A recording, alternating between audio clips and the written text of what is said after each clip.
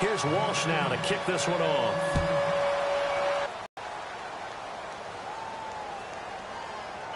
Free kick out of bounds. Kicking team. And that drives coaches insane, doesn't it? When they see that happen, it just doesn't feel right, does it? Plus, you're giving up yardage.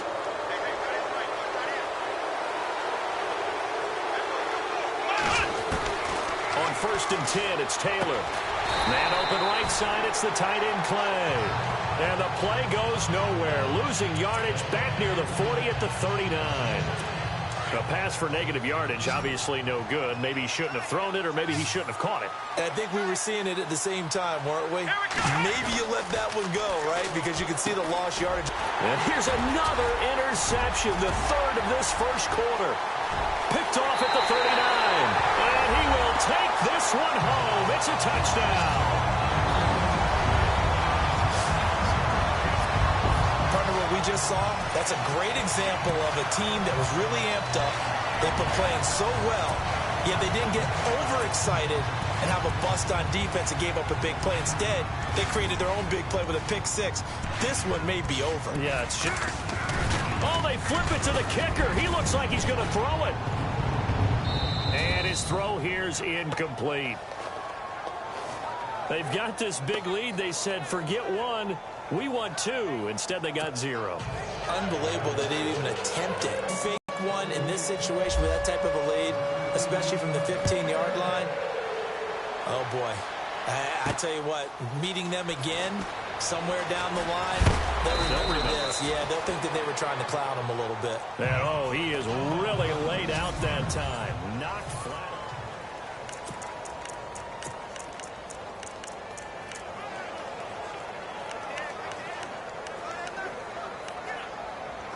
Back onto the field now comes the Bills offense.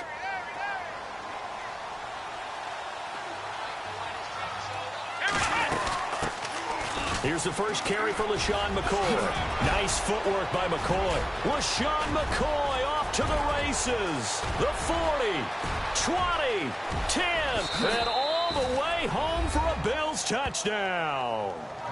LaShawn McCoy, 82 yards. And his guys get the quick strike touchdown. Down 3 scores already. This game was really in danger of getting away from them. They needed a drive like that, especially on the road. Not only to calm themselves, but maybe tamp down the crowd a little bit, because everything was against them. As you noted, this game could have gotten away from them very easily, but instead, the calming drive, now they have a little bit more confidence. Okay, we're back in it. All right, we're ready to go. That was impressive. And the defense now needs to reciprocate. Here's Hauschka now to kick it away. This will be taken to the back of the end zone.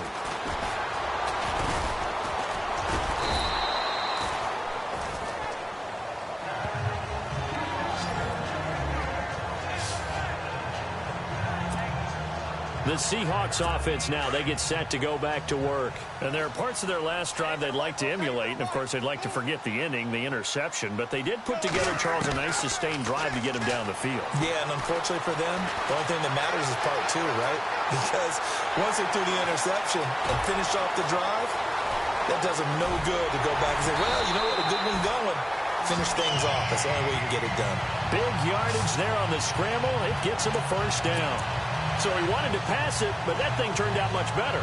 And the crowd really responded, didn't they? They always like it better when the quarterback who's scrambling around actually takes off and runs downfield. And that's exactly what he did. Now Wilson steps away to his left. And now they're inside the 10 as he's brought down at the 9. He'll get 3 yards on the scramble there. It's second down. Yeah, he only gets a few yards on 1st and 10, but he's better off doing that than throwing an incompletion or even worse, an interception.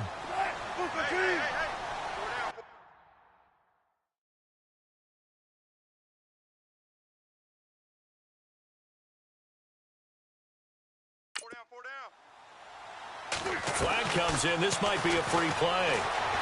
Flushed out right.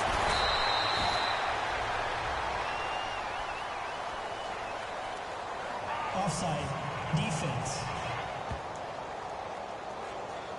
And that one was relatively easy to see. I noticed that from up here. Yeah, it doesn't take a whole lot, does it? Sometimes you get multiples. What I always love on these offsides is when each side points at the other. Hey, you did it. No, you did it.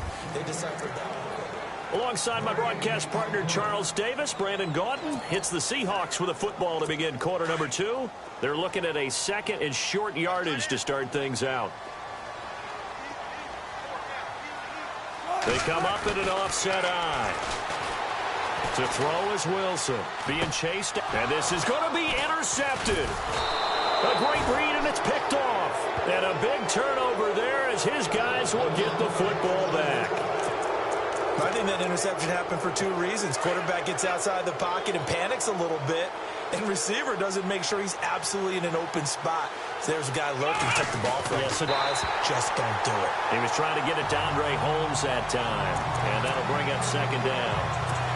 When you see passes knocked down by those guys I call the frustrated fullbacks, the linebackers, you know that in their zone coverage, they were able to drop, see the ball thrown, and react to it very quickly. Throwing the out route incomplete. It's Brown. And they're able to get this one across the 35. It's a pickup of 17 on that one and a Bills first down. But it appears that they read man defense and went to the out route. And what you have to do on that one is the receiver's got to make sure he works the defender towards the middle of the field to give himself space. And no escaping this time as he'll go down. They got him for a sack. Michael Bannon. He's the one that got to him. He takes him down for a loss of 9. And plays like that really hurt play calling. They had a really nice gain on the previous play, but gave about half the yardage back on the sack. Taylor hit. He lost the football.